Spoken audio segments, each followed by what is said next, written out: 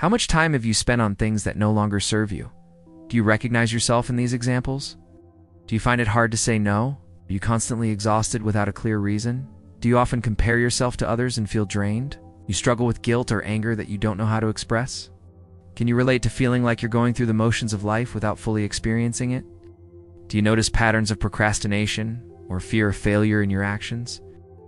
These situations are not just passing moments. They are signs that perhaps you have been carrying invisible chains that only you can see. Chains forged by habits, guilt, and fears that you unknowingly feed. Sometimes without even realizing it. These chains don't rattle. They don't catch the sunlight, but they weigh on your shoulders, making every step a bit heavier than necessary. Carl Jung once said, "Until you make the unconscious conscious, it will direct your life and you will call it fate." Think about it. How many times have you blamed fate for something, when in truth it was an echo of choices you didn't make, of cuts you put off, of attachments you couldn't bring yourself to release? Neuroscience shows us that the human brain is a machine geared toward efficiency. It clings to the familiar, even if that familiarity is painful. Studies reveal that 95% of our thoughts are automatic and recycled from the day before. So while we believe we're living in the present, we're actually stuck in loops of the past.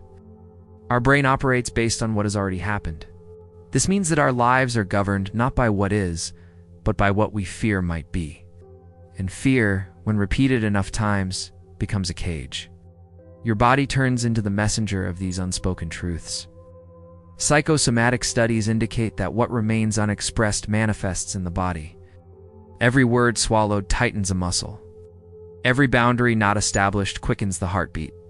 Every suppressed rage corrodes the stomach. It's as if the body keeps a record of every silence, every suppression, every hidden wound. Research demonstrates that chronic stress alters cortisol levels, compromises the immune system, disrupts sleep, and elevates the risk of countless illnesses. You may call it exhaustion, but your body calls it collapse. Now I have a simple question for you, but please answer it sincerely. Have you ever experienced a feeling of intense emptiness or dissatisfaction without knowing why? Did you recognize any of the signs we've discussed so far?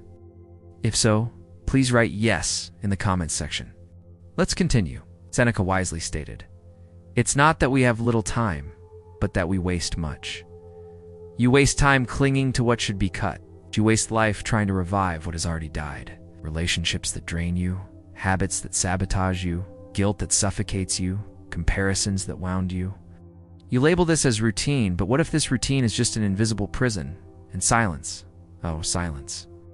When you stay quiet, you might think you're maintaining peace, but in reality, you're nurturing inner turmoil.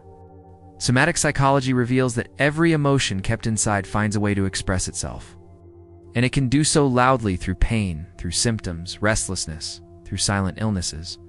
And when you compare yourself, remember that the anterior cingulate cortex, part of the brain responsible for pain, activates in the same way, whether that pain is physical or emotional.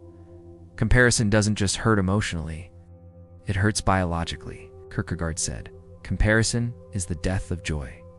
Yet you persist in looking outward, measuring your steps against those of others, forgetting that your true battle is not against them, but against your own stagnation. Nietzsche taught us, "What does not kill me makes me stronger." But let me ask you, what if what does not kill you only leaves you half alive?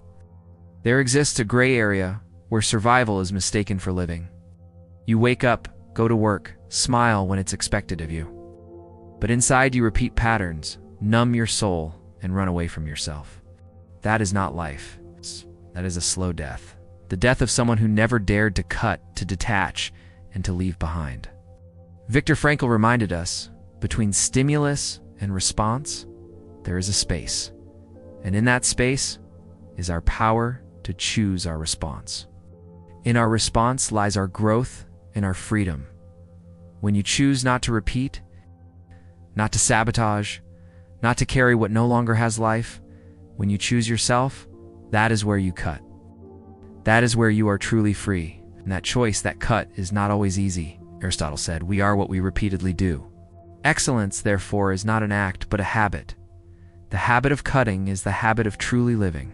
Jung added, We do not become enlightened by imagining figures of light, but by making the darkness conscious, and the darkness you refuse to confront is precisely what keeps you bound. Neuroscience also shows us that procrastination is not laziness, it is fear. Fear registered in the amygdala, the brain's alarm system. You don't procrastinate because you're lazy. You procrastinate because your brain is shouting danger. But that danger is not real, that it's emotional. Perfectionism, too, is not virtue. It's the disguise of cowardice, a sophisticated excuse to avoid moving forward. But the brain does not grow with perfection. It grows with mistakes. This is Hebbian plasticity. Neurons that fire together, wire together. You strengthen new neural pathways only through trial and error, through failing, adjusting, and trying again. Perfection never teaches. Imperfect action heals. Now, I want you to think about something. What areas of your life do you feel most tied down by? Are there specific relationships, habits, thoughts, or emotions that you find difficult to let go of? What internal battles are you facing that you haven't fully acknowledged? Your silence has been heard. The universe responds to your courage. Physics calls it the collapse of the wave function. Spirituality calls it faith. Neuroscience calls it neuroplasticity. Different names, same truth. Life shifts when you do. When you cut away what weakens you, you open space for what strengthens you. The universe listens. Now, let's return to the question I posed earlier. I will cut away what weakens me. Let these 3 words resonate within you. They are not just a phrase. They are a pact with your essence. Silent agreement that reprograms your brain, strengthens your prefrontal cortex, and trains you to choose yourself over and over again. Science shows us that repeating a decision strengthens neural connections. Your silence has been heard. Prosperity cannot blossom in infertile ground. Prosperity is not just material wealth, but energy, clarity, time, health, purpose, and inner peace. Jesus taught, "No one pours new wine into old wineskins." And new wine needs new wineskins. And yet you persist in clinging to old containers, expecting them to hold new blessings. But prosperity does not flourish where the soil has not been cleared. The tree blossoms only because it learned to let go in winter. It releases its dead leaves, and only then can spring arrive. You desire prosperity, yet you hold on to dead leaves. Crave abundance, yet you live with a scarcity mindset. You long for peace, yet you harbor invisible internal conflicts. Nietzsche affirmed, "Become who you are." But how can you become who you are if you remain enslaved to what holds you back? Seneca said, "Life is long enough if well used, and using life well means having the strength to cut away what is not life." Kierkegaard stated, "Anxiety is the dizziness of freedom, and that dizziness, that vertigo is precisely what you feel when you are about to make the cut. Fear, yes, but also possibility."